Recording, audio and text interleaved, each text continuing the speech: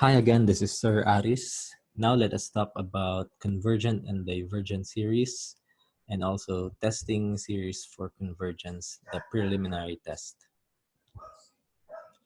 For a series, A1 plus A2 plus A3 to AN and so on, the partial sums can be written as, so the first partial sum S1 is just the first term, S2 is first term plus second term.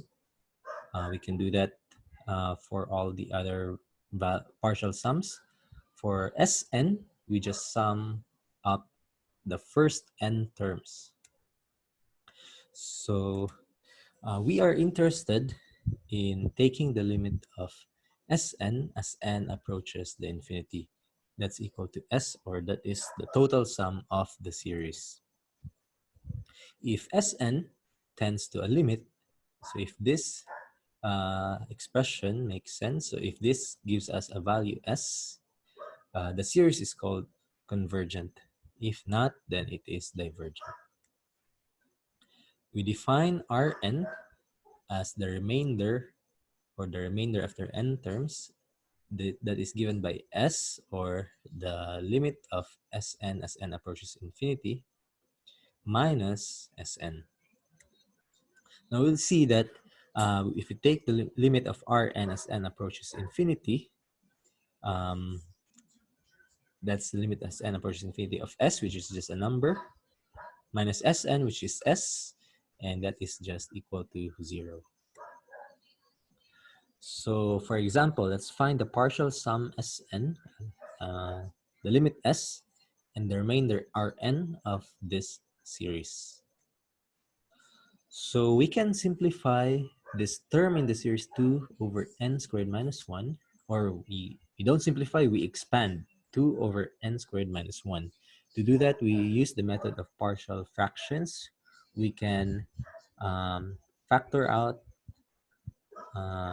we can expand this, or we can simplify the lower, or the denominator, into n minus 1 times n plus 1. This can be written as some number a divided by n minus 1 and some number b divided by n plus 1. So solving this, we find that a is 1 and b is minus 1. So we rewrite and expand the series. So we rewrite it as sum from 2 to infinity of 1 over n minus 1 minus 1 over n plus 1. We can also rescale or reset the initial value from 2, we change it to 1, but we also reset, or we substitute the value of the n's. So instead of starting with n minus 1, we push back a little bit, we push back by one step. So instead of starting from, instead of setting this as n minus 1 and start at 2, we start at 1, but make this 1 over n. So for n plus 1, we start from a previous number of initial value of n.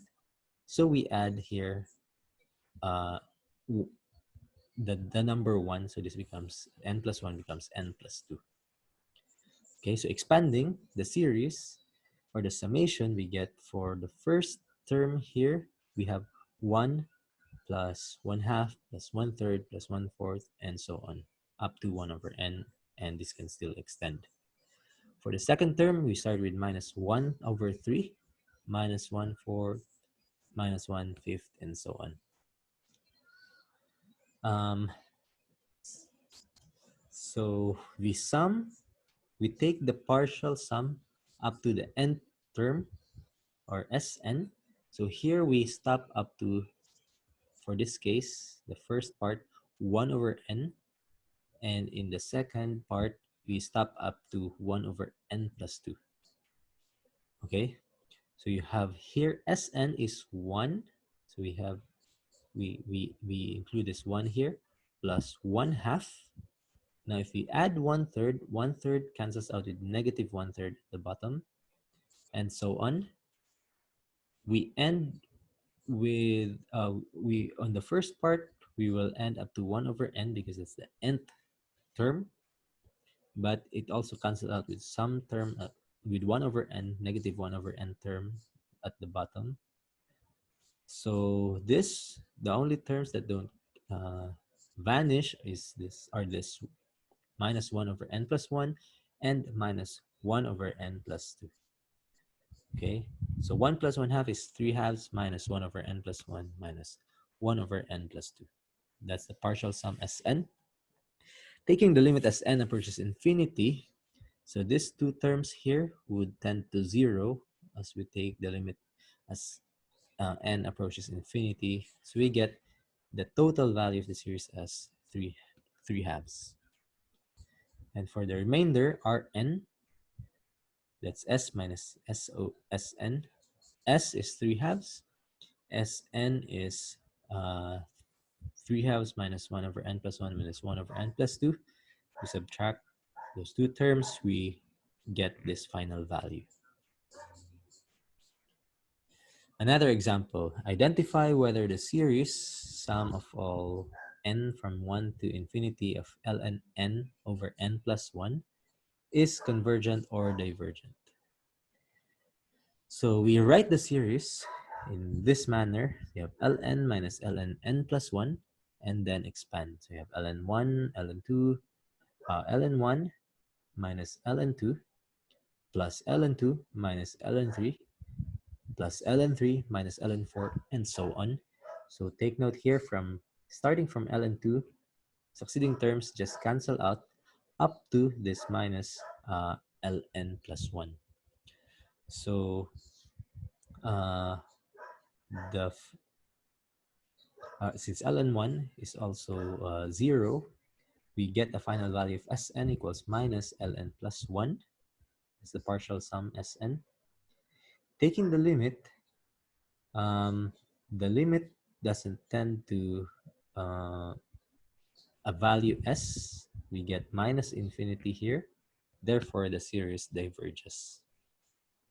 Now, even if the limit as n approaches infinity of n over n plus 1 equals ln of 1, or that is 0, the series still diverges. So even if the last term, as n approaches infinity, becomes 0, it doesn't mean that the series would converge. It may still diverge, just like this example.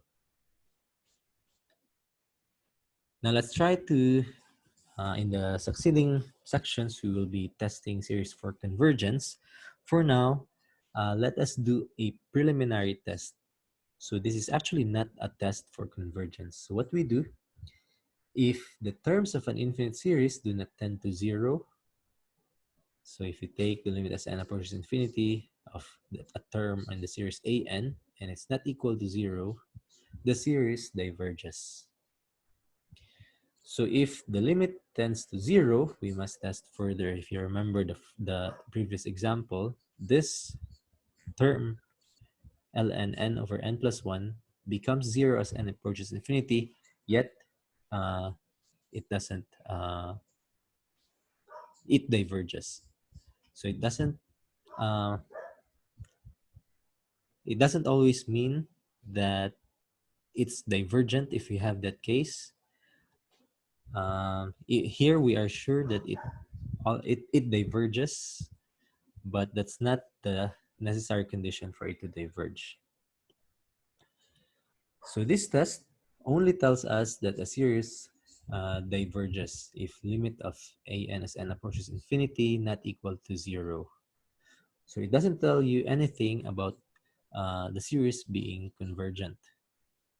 So the advantage of doing this is that at the initial step, we already know that a series is divergent, so that you will not spend time testing using more advanced, complicated methods.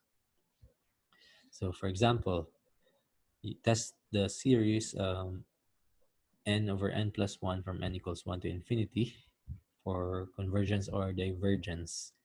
So as n approaches infinity, the value approaches 1. So here we are sure that it is really divergent.